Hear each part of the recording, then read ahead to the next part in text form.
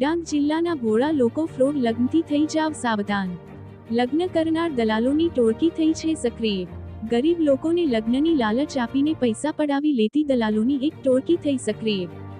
તાજેતરમાં જ પંચમહાલ જિલ્લાના ધારાપુર ગામના કનુભાઈ નામના એક વૃદ્ધ આ ટોળકીનો ભોગ બન્યા છે, જેમની પાસેથી ફ્રોડ લગ્ન કરીને પૈસા પડાવી લેવામાં આવ્યા છે।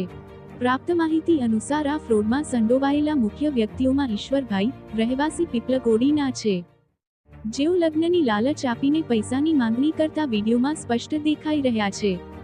તેમની સાથે ગાડવિહર ગામની લીલવાંતીબેન નામની મહિલા પણ સામેલ છે, જે પૈસા હાથમાં લેતી જોવા મળે છે। આ ઉપરાંત મહારાષ્ટ્રની એક મહિલાને ડુપ્લિકેટ વરરાજાની તરીકે ઊભી કરીને આ ત્રણેય મળીને કનુભાઈ નામના એક ગરીબ વૃદ્ધ પાસેથી તેમની જીવનભરની કમાણી પડાવી લીધી છે। કનુભાઈ હાલમાં એક ખાનગી કંપનીમાં વોચમેનની નોકરી કરે છે અને લગ્નની આશામાં તેમણે પોતાની બચત ગુમાવી દીધી છે। આ ઘટના પ્રકાશમાં આવ્યા બાદ ડાંગ જિલ્લાના ભોળા લોકોને આવા ફ્રોડ લગ્ન કરાવનારા દલાલોથી સાવધાન રહેવાની ચેતવણી આપવામાં આવે છે।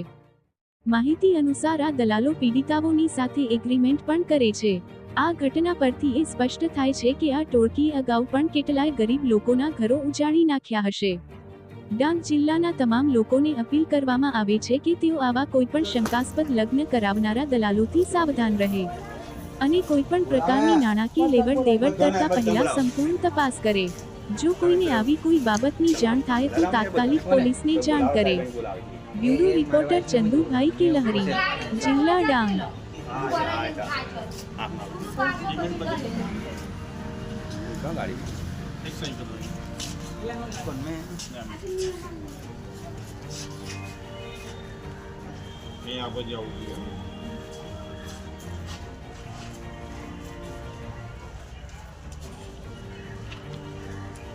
बस ठीक है।